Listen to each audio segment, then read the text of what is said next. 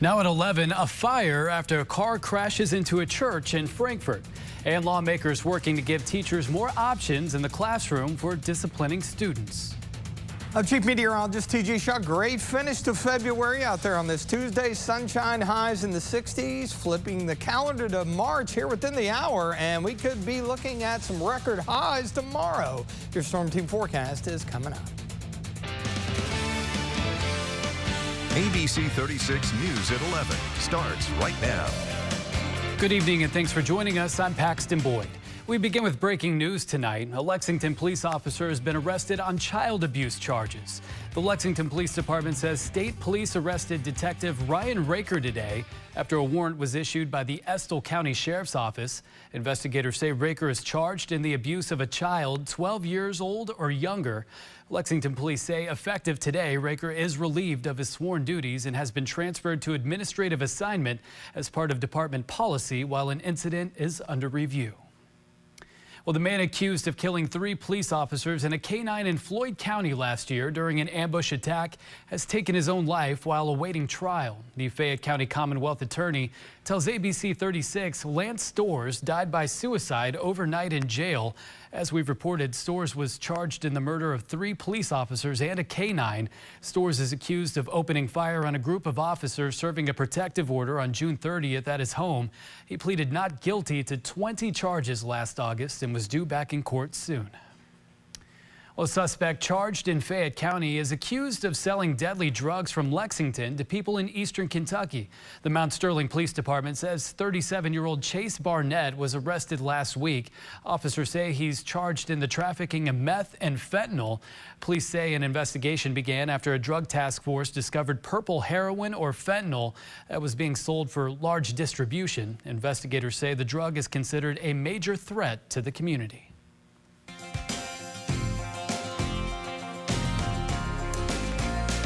Well, we're checking in now with our chief meteorologist, T.G. Shuck. Under an hour left of February, and man, what a way to close it out. An absolute beauty out there today, T.G. Absolutely, Paxton. And in fact, we're going to look at February 2023 as the second warmest on record, it appears. They've been keeping records, of course, here in Lexington since the late 1800s, and this will be the second month in a row.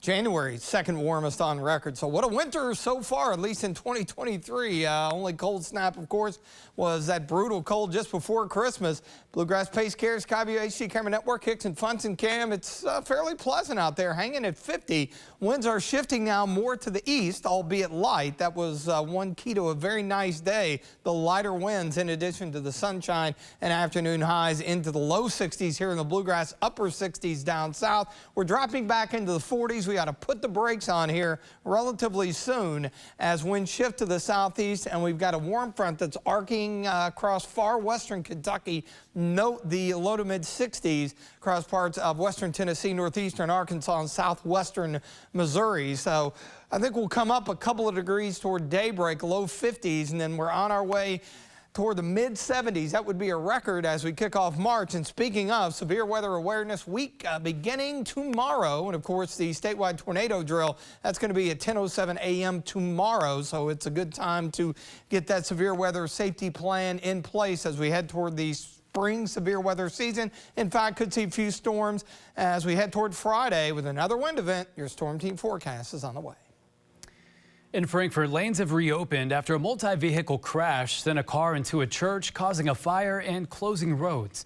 It happened this afternoon on Georgetown Road at Seminole. The city says the car went off the road, hit a gas meter, and then crashed into the Church of Pentecost. The city says the church caught fire after the collision. Officials say at least one person was injured. Well, a new bill discussed by lawmakers today in Frankfort could expand teacher power when it comes to student discipline if enacted. As ABC 36's Caitlin Shive reports, the bill's sponsor, Republican Representative Timmy Truitt, says there are 3 things that contribute to a lack of teacher retention in the state: pay, support, and respect. Now, while House Bill 538 does not address teacher pay, Representative Truitt says it does address support and respect through new guidelines for student discipline. The bill details how to handle disciplinary actions inside a school setting when a student may be making threats, assaulting or abusing other students, is in possession of drugs or alcohol, or a weapon, among other examples. One action could include expulsion for a year, followed by a Board of Education conducting a review process. The bill would also give more control to teachers, granting educators the decision to place a student in an alternative school or virtual learning instead. Representative Truitt says the goal is to provide security and safety for all students and teachers. We can help with recruitment and we can help with retention. Teaching, administration, whatever your job is in education is a great profession. And I don't want people to not go into their field that they choose because of fear. Some lawmakers were in favor of the bill. We set high expectations for all students academically, and I think this is setting high expectations for all students discipline-wise. Others think it needs more work. Quite frankly, it doesn't follow due process for students. It doesn't follow due process for the parents. Including Kumar Rashad, a high school teacher in Louisville. He says the bill could unintentionally target the black community. Oftentimes, we don't all have the same culture, and if my culture, you deem my culture as offensive and threatening, then I'm being sent to an alternative school based on my culture and not really, given a chance that another student would give as far as taking a chance in restorative justice. Representative Truitt admits the bill could be taken advantage of, but that there ultimately needs to be a change in discipline and safety in the classroom. And although some lawmakers disagreed with the bill, it was passed in committee and will head to the House floor. In Frankfort, Caitlin Shive, ABC 36 News. Also in Frankfort, the House passing a juvenile justice system bill. Lawmakers revised House Bill 3 to increase treatment services and funding at juvenile detention centers. The bill would also reopen a youth detention center in Louisville and updates policies for juveniles charged with violent offenses. The measure now goes to the Senate. A lawsuit filed in 2021 alleges officials with the Kentucky Department of Criminal Justice Training retaliated against whistleblowers in the agency. Now 2 plaintiffs are speaking out ahead of their next court date, calling the retaliation sexist. ABC 36's Anna Medina spoke with the 2 women who say to this day those involved are still in office and haven't been punished. We were not expecting such repercussions to come to us. We were expecting somebody to say thank you for finding this and pointing it out. I was questioning what am I supposed to be doing since my job tasks are taken away, and out of frustration, which is what the Deputy Commissioner John Schwartz has relayed in an investigation by the Justice Cabinet, was out of frustrations, called myself and another employee a April O'Day and Ashley Piercy describing the fallout after reporting a PowerPoint slide they believed contained racist undertones. They say once they shed light on the slide that portrayed an African-American man being referred to as a gorilla pimp, which was being used in a training course for law enforcement, things began to go south. I was in a meeting with my new supervisor at the time, Patrick Miller, who is also still currently employed with DOCJT, and I was told that they are a group of men and they are problem solvers. Me being the only woman, that was very offensive to say that I'm a woman, not a problem solver. It wasn't just those comments, but also the domino effect that would follow, including a demotion. I was forced to sit and work side by side with someone whose husband had treated me so horribly.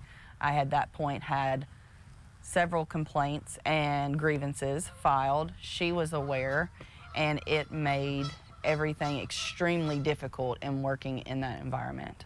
Piercy and O'Day are no longer employed with the department and continue to seek justice, not just for themselves, but for others who they say are still living this nightmare. To date, the Deputy Commissioner John Schwartz has never been reprimanded for using the offensive language. Commissioner Nikolai Jalek has never been reprimanded for calling myself and a colleague overpaid women do an irrelevant job task. I want accountability. That was Anna Medina reporting. The Department of Criminal Justice Training responded to our questions on the lawsuit and says, quote, the Kentucky Department of Criminal Justice Training is dedicated to meeting the needs of officers and dispatchers by making positive changes that enhance training and support the 8,000 law enforcement officers who serve and protect the Commonwealth. Changes under this administration at DOCJT reflect the mission of the agency to move forward with the best criminal justice training and services while maintaining a professional and safe environment for all employees. Any claims to the contrary are meritless, end quote. This coming from Kelly Foreman, the Public Information Office Supervisor at the department. Well, still ahead, the Supreme Court considers President Biden's student loan forgiveness program and replacing credit and debit cards when they're lost or stolen. Experts say expect long delays. We'll tell you why coming up. Well, less than an hour away from the end of meteorological winter, and it hasn't felt like it at all. In fact, February will go down as the second warmest on record here in Lexington, and we're talking record highs kicking off March tomorrow. Your Storm Team forecast coming up after the...